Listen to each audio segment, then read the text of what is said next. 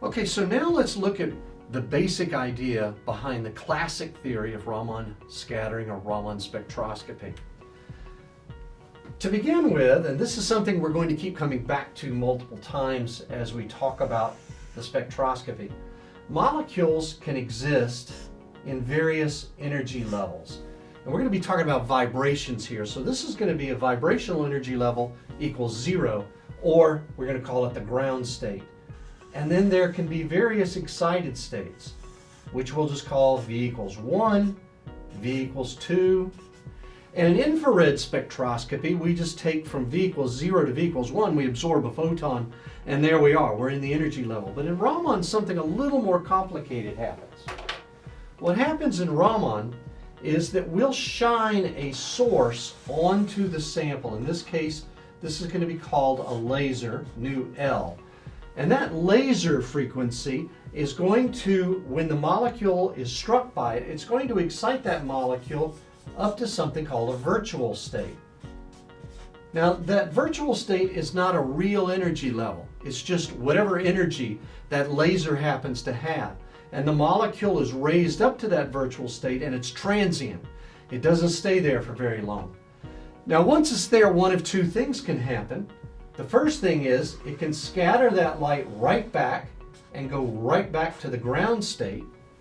And this is going to be the nu R. In this case, nu R equals nu L. And the reason I call it R is because this is called Rayleigh light or Rayleigh scattering. The Rayleigh scattering comes out with the same energy that went in with. There's no real energy interchange between the system here. Okay. The other thing that can happen though is that the molecule can scatter the light, but while it's scattering the light, or as that light is impinging on the virtual state, when the molecule is in the virtual state, it can take a little bit of the energy out. And the energy that it takes out gives it this excitation. This we're going to call nu S, and critically, nu S, which is called the Stokes line, and hence the S, the nu S in Stokes is equal to, if we look at it, it's going to be nu L, the laser, minus this transition energy, minus nu, and we're going to call it 0 to 1. What we do though, we know nu L, that's the laser, that's our source, that's the energy we put in. The spectrometer, as we'll see in a later video, measures nu S. It measures this scattered or Stokes photon. So we know these two. So if we solve this equation, we can find this energy, and that's what we're interested in. This is the energy of the molecule, and this is what the Raman is looking at. Now, it is also possible for the molecule to initially start out in an excited state. Now that is nu L again. It's the same nu L, but since there's a spacing here, it actually goes to a higher virtual state.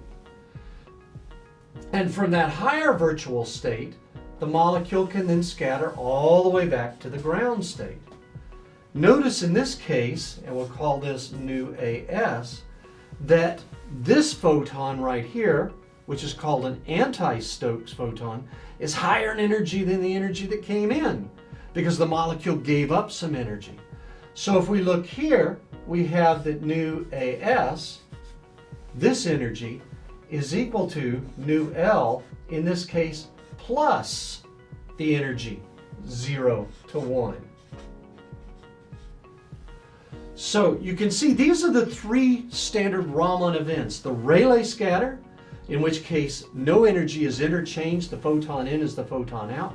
As we'll see as we go on, this is an extremely intense photon and actually can cause some problems because it's so bright, so intense, that it can actually damage the detector if we don't do something about it. We'll see what we do about that later.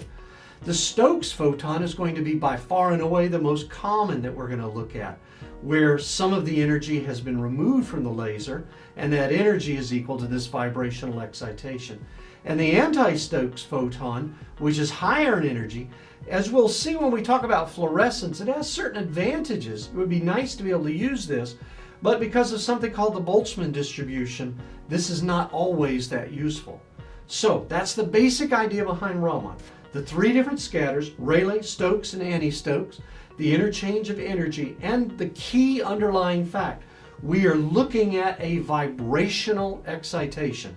That vibrational excitation is the same thing that you're looking at when you're doing infrared spectroscopy, where you'd be going from this level to this level. It's the same type of thing. As we'll see, there's different selection rules and different kinds of vibrations that we're looking at, but nevertheless, it's the same information. So we're looking at that excitation. So now, let's move on from there and begin to look at fluorescence and how that affects this.